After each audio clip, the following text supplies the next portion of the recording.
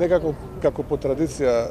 во кругот на најблиското семејство, заедно со голем број православни христијани, овој ден го поминуваме во соборниот храм Овдекај, се со цел да ја проследиме свечената литургија, а исто така и да го одбележиме моментот, бидејќи денеска е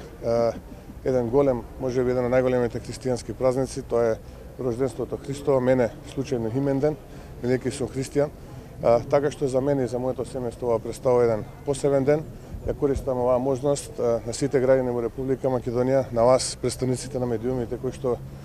го славите овој голем ден, голем празник Божик, да ви го честитам, да ви посекам многу радост, здравје, среќа на вас, на вашите семејства, успех во работата,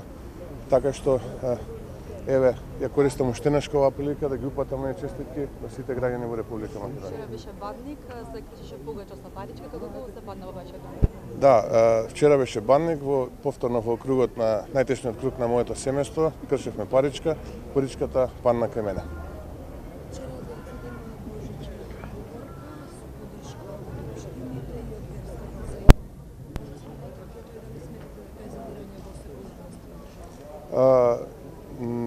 Не го оценувам тоа дека е задирање во секуларноста на државата. Децата, предпоставувам, на тој начин ги изразуваат својата определба, верувањето во Бога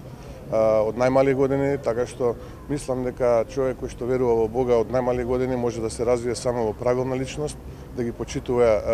сите своји другари, сите своји понатамошни колеги, роднини, пријатели, така натаму, без разлика на нивната верска припадност, национална припадност. Така што мислам дека верувањето во Бога напротив не представува пречка, но напротив представува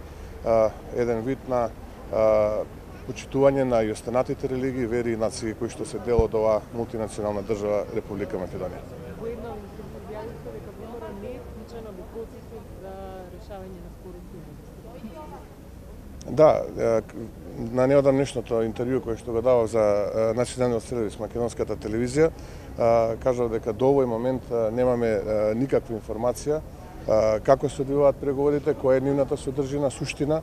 така што, еве, заклучно и со овој момент можам истото тоа да го потврдам, што впрочем го потврди и најголемата опозициона партија во кај нашиот јужен сосед, односно нејзиниот председател, господин Мицотакис, исто дека кажа дека и кај нив најголемата опозициона партија не е вклучена, не е дел од овие преговори, така што не би мо што да додадам. Можам само да кажам дека на овој начин ние не можеме понатаму да коментираме било што би значило евентуално решение кое што би го постигнала владата предводена од господин Зоран Заев и владата предводена во нашиот јужен сосед од господинот Алексис Ципрас.